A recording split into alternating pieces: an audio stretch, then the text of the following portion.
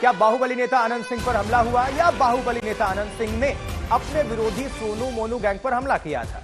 ये गुत्थी सुलझने का नाम नहीं ले रही है। दोनों तरफ से ही विरोधाभासी बातें सामने आ रही हैं। अनंत सिंह के खेमे के मुताबिक सोनू मोनू गैंग की तरफ से ही हमला हुआ, जबकि दूसरे खेमे के मुताबिक हमला अनंत सिंह गैंग की तरफ से किया गया।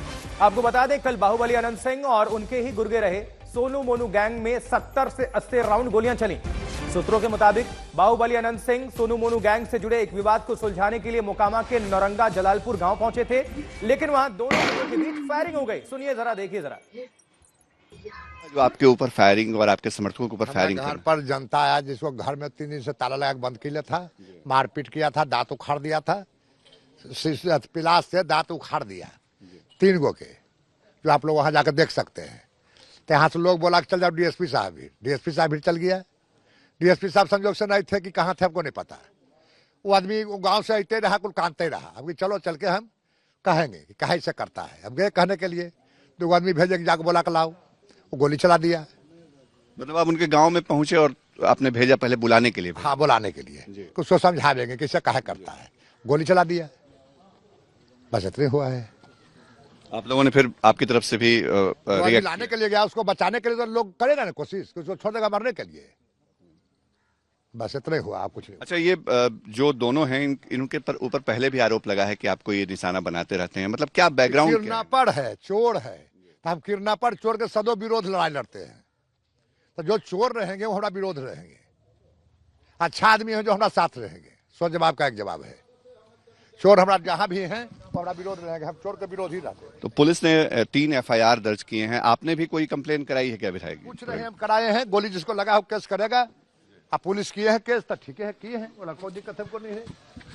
न जेल जाए से हमको कोई डर है, न मरने से डर है। कोई जनता तंग करेगा तो हम अभी फिर तुरंत पहुंच जाएंगे जी। कोई दिक्कत हमको नहीं है कहीं से। तो जिस तरह से हमला किया गया विधायक जी, उसके बाद लगता है कि सुरक्षा की भी जरूरत आपको महसूस हो रही है? हमको कोई महसूस नहीं हो रहा है। वो सरकार का ड्यूटी है, सरकार है, जो चाहेंगे वो करेंगे।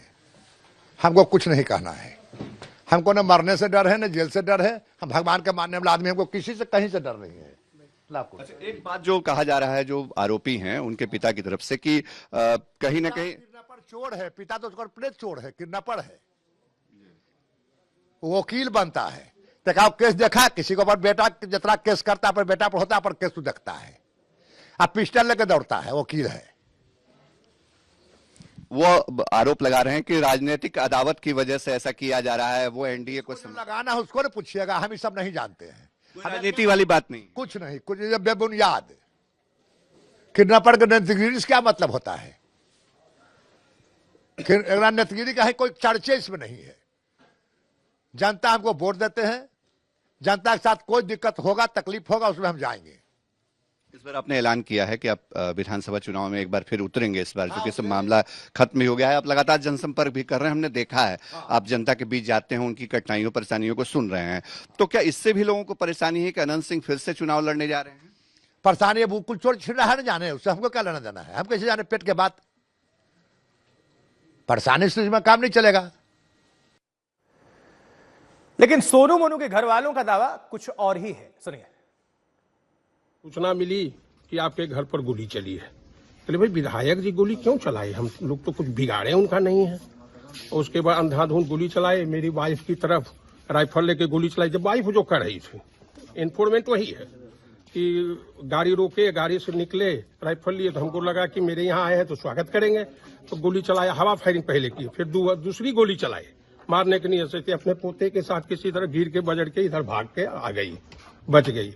और झूठा हुआ लगाते हैं कि ये लोग हमारी हत्या करवा, तो जानबूझ के हत्या करने के लिए आए थे। सबसे बड़ी बात है कि इनकी पत्नी राजद से खड़ी हुई थी। उपचुनाव बाई इलेक्शन जो हुआ था मोकामा विधानसभा, जब इनकी सदस्यता, बाबू अनंत सिंह की सदस्यता जब चली गई थी, तो उस समय हम एनडीए में खुलकर थे, क्योंकि लोकतंत्र कहीं भी रहेंगे, उसी का खेल रखे हुए। मतलब राजनीतिक प्रतिद्वंदिता। हाँ, राजनीतिक प्रतिद्वंदिता ये क्यों कमा खा रहा है?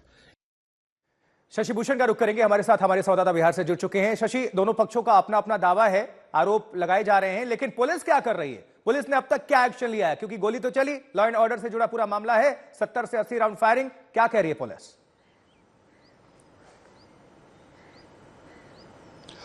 आशुतोष, देखिए ये जो पूरा इलाका है इसको मोकामा टाल का इलाका भी बोलते हैं और पटना जिले के अंदर ही ये थाना आता है, मतलब ये इलाका आता है। मोकामा विधानसभा क्षेत्र है।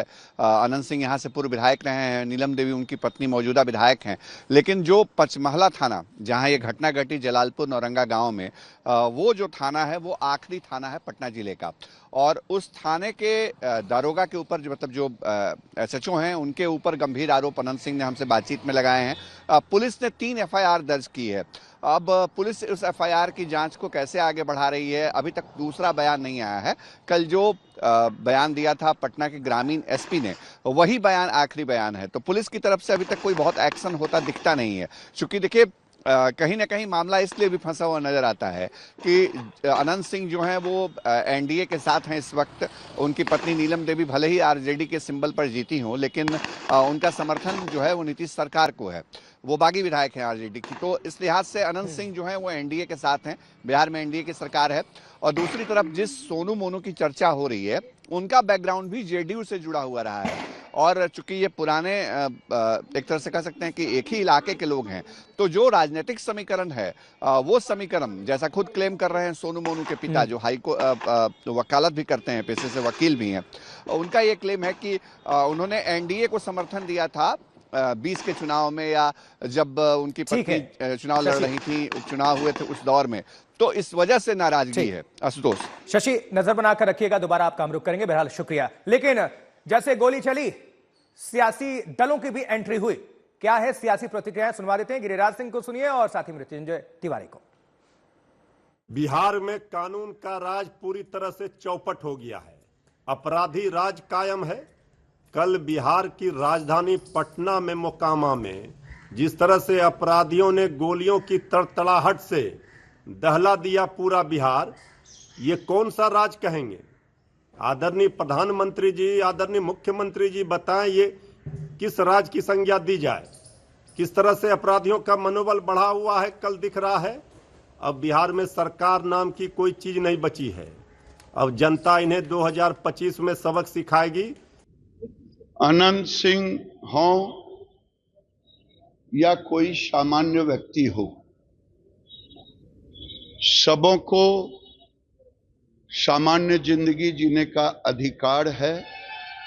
अगर गोलियां चली है तो मेरा पूरा विश्वास है बिहार की सरकार उन अपराधियों को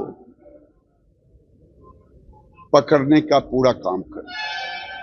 सारी घटना की जानकारी मिलते ही स्थानीय पुलिस और प्रशासन के लोगों ने त्वरित कार्रवाई की है। आपने देखा किस तरह से 5 थाने की पुलिस वहां पहुंचती है और पूरा इलाका छावनी में तब्दील हो जाता है।